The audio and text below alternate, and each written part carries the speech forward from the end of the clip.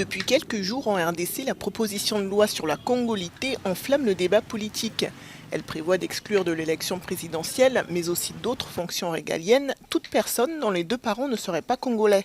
Le projet de loi divise aussi les habitants, comme cet analyste politique qui estime qu'il pourrait réveiller de vieux démons. S'il faudrait qu'on parle de la congolité aujourd'hui, c'est reculer en arrière.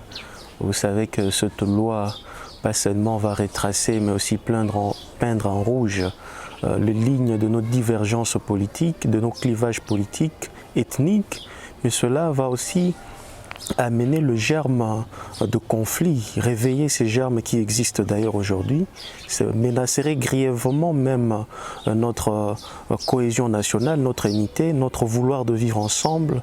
Ce projet est tellement controversé que même l'Église s'est exprimée sur le sujet. Il y a quelques jours, l'un des deux cardinaux du pays a appelé les Congolais à se montrer vigilants. L'avantage de cette loi, c'est qu'elle vient d'abord élaguer cette malaise qui fragilise, disons, la population congolaise, à part ça qu'il y a des infiltrés dans ce pays. Et on n'a plus confiance à nos dirigeants seulement parce qu'on pense qu'ils ne sont même pas des Congolais. Jusqu'ici, le gouvernement ne s'est pas encore exprimé sur ce projet de loi, mais son porte-parole a réfuté le terme congolité qu'il juge dangereux et de nature à diviser. Moi, en tant que femme congolaise,